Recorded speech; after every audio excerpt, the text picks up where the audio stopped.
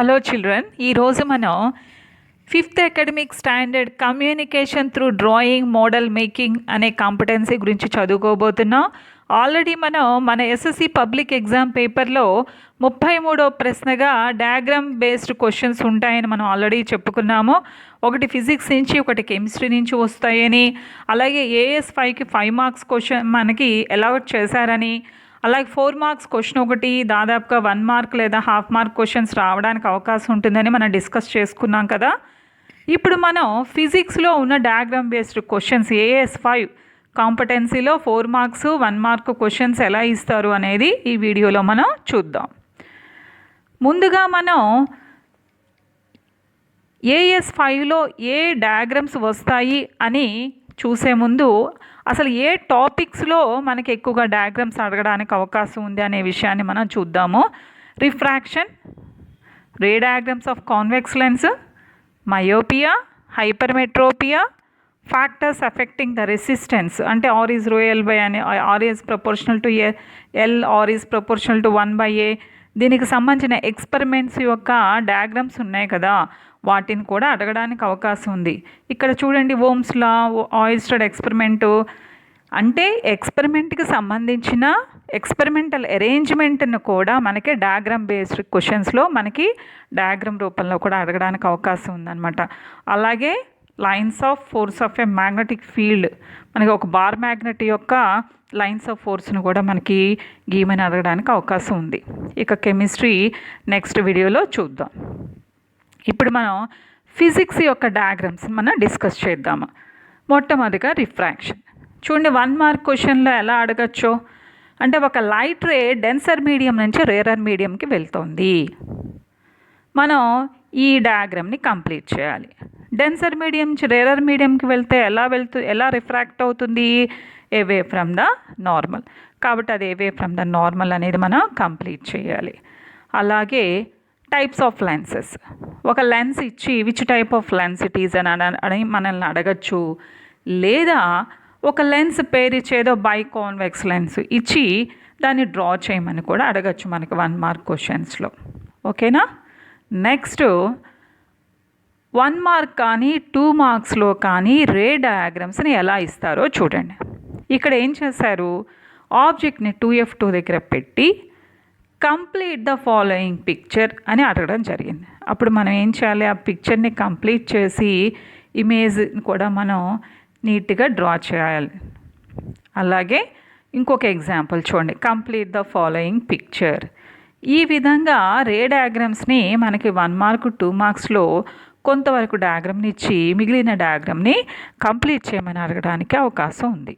ఇక 4 మార్క్స్లో ఈ రే డయాగ్రామ్స్ ఎలా ఇస్తారు అనేది చూద్దాం. మనకి ఫిజిక్స్లో ఈ రే డయాగ్రామ్స్ అనేవి చాలా important. Draw the ray diagram for the object when it is placed beyond 2F2 in front of A convex lens. Mention the characteristics of the image. అంటే ఇక్కడ బియాండ్ 2F2 కాన్వెక్స్ లెన్స్ ముందు పెట్టినప్పుడు image యొక్క characteristics ఎలా ఉంటాయి, అలాగే దానికి సంబంధించిన డయాగ్రామ్ గీయమన్నారు. ఇప్పుడు మనం ఏం చేసాము, డయాగ్రామ్ గీసాము. చూడండి, బియాండ్ 2F2 అన్న C2 అన్న ఒకటే కదా పెట్టాము మనం. అలాగే నేచర్ ఆఫ్ ద ఇమేజ్ని కూడా క్యారెక్టరిస్టిక్స్ ఆఫ్ ద ఇమేజ్ అన్నారు కాబట్టి రియల్, ఇన్వర్టెడ్, డిమినిష్డ్ ఇమేజ్ అని మనం రాస్తాము. ఇదే క్వశ్చన్ ఎలా అడిగారో చూడండి అమ్మ మళ్ళీ. To get and real and diminished image, which type of lens we have to use? To get this type of image, where we have to keep the object before the lens, draw the ray diagram. అంటే ఇక్కడ ఏం చేశారు, మనకి nature of the image ఇచ్చేశారు. ఇచ్చి మనకి ఏ type of lens వాడాలి, ఈ టైప్ ఆఫ్ ఇమేజ్ కావాలంటే ఆబ్జెక్ట్ని ఎక్కడ పెట్టాలి, దానికి సంబంధించిన రే డయాగ్రామ్ గీయండి అన్నారు. ఇప్పుడు రే డయాగ్రామ్ గీసాము. మనం ఏ టైప్ ఆఫ్ లెన్స్ అనేది టైప్ ఆఫ్ ద లెన్స్ రాసాం, కాన్వెక్స్ లెన్స్ అని. అలాగే position of the object beyond 2F2 అంటే అదే క్వశ్చను ఇందాకేమడిగారు, ఆబ్జెక్ట్ పొజిషన్ ఇచ్చి రే డయాగ్రామ్ డ్రా చేసి క్యారెక్టరిస్టిక్స్ ఆఫ్ ద ఇమేజ్ అడిగారు. ఇప్పుడు ఏం చేశారు, క్యారెక్టరిస్టిక్స్ ఆఫ్ ద ఇమేజ్ ఇచ్చి ఏ type of lens, position of the ఆబ్జెక్ట్ని చెప్పమన్నారు. అంటే చూడండి, కాబట్టి ఆ క్వశ్చన్ని బట్టి మన ఆన్సర్స్ అనేవి రాయగలిగి ఉండాలి మనం.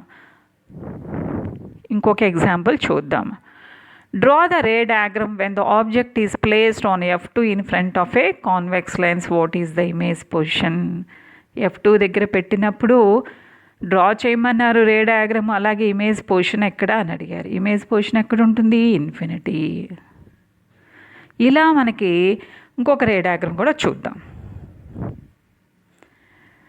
Draw the ray diagram when the object is placed between optic centre and focal point. Right the characteristics of the image.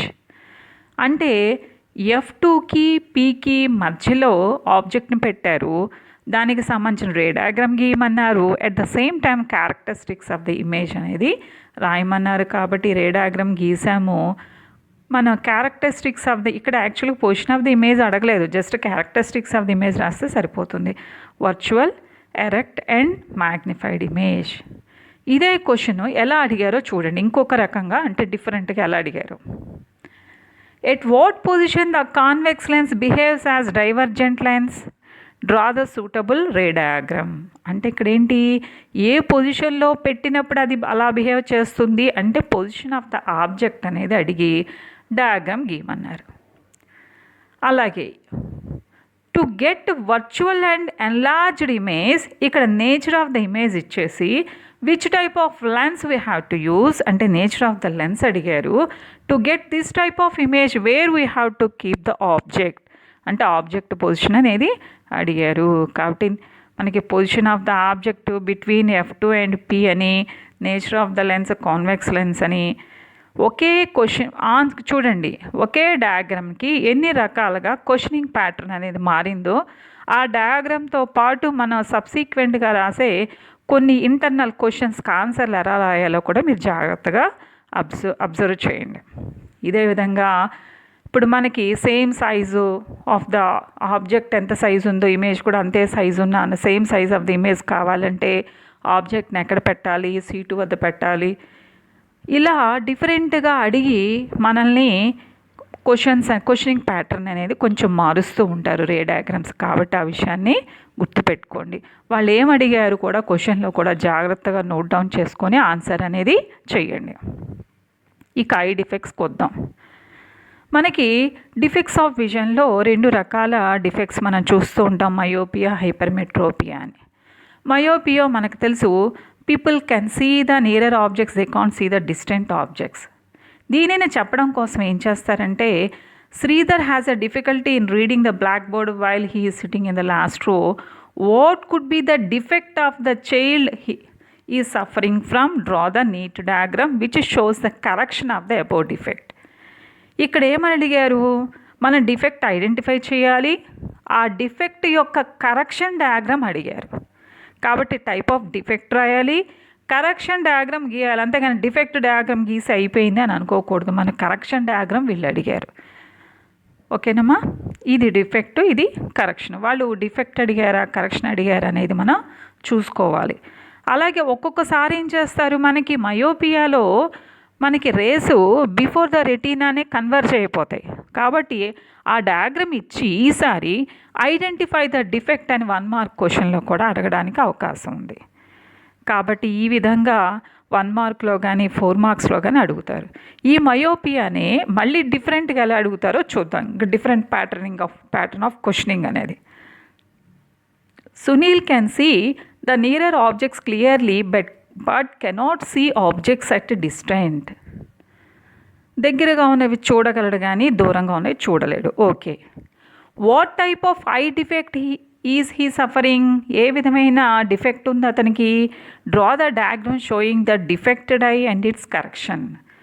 అంటే ఇక్కడ టైప్ ఆఫ్ ఏ డిఫెక్ట్ అడిగారు, అలాగే డిఫెక్టు కరెక్షన్ 2 డయాగ్రామ్స్ కూడా అడిగారు. ఏ డిఫెక్టు? మయోపియా. అదే రెండిటి డయాగ్రామ్స్ గీయండి. అలాగే ఈసారి Anil is using a lens with negative power. అతనికి డిఫెక్ట్ ఉంది, ఒక లెన్స్ వాడుతున్నాడు, ఆ లెన్స్ యొక్క పవర్ నెగిటివ్.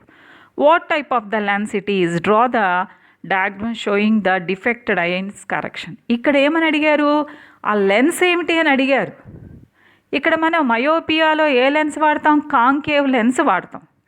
కాబట్టి ఆ లెన్స్ రాయాలి, నేమ్ రాయాలి, అలాగే డిఫెక్టివ్ కరెక్షన్ డయాగ్రామ్స్ అనేవి మనం గీయాలి. ఇక్కడ ఇంకొక చిన్న విషయం మీరు అబ్జర్వ్ చేయాల్సింది, మీరు డయాగ్రామ్ గీసినప్పుడు ఇది రెటీనా అని, ఇది ఐ లెన్స్ అని, ఇది కాంకేవ్ లెన్స్ అని, అలాగే least distance of distinct vision, అలాగే ఫార్ పాయింట్, ఇవన్నీ కూడా నీట్గా మీరు అక్కడ లేబులింగ్ ఆఫ్ ద పార్ట్స్ అనేది చెయ్యాలి. అది గుర్తుపెట్టుకోండి. అంటే ఒకే క్వశ్చన్ మయోపియానే ఎన్ని రకాలుగా అడిగారో చూడండి. ఓకే, నెక్స్ట్ మనకి హైపర్మెట్రోపియా. ఇక్కడ చూడండి, రేసు బియాండ్ ద రెటీనా మనకు కన్వర్జ్ అయ్యే డిఫెక్ట్. దీనిని ఎలా అడిగారంటే question, a student is unable to read the book near to him, what type of eye defect is this and draw the figures to rectify this eye defect. ఇక్కడ ఏమని అడిగారు, correction అడిగారు. ఏ type of defect అని అడిగారు.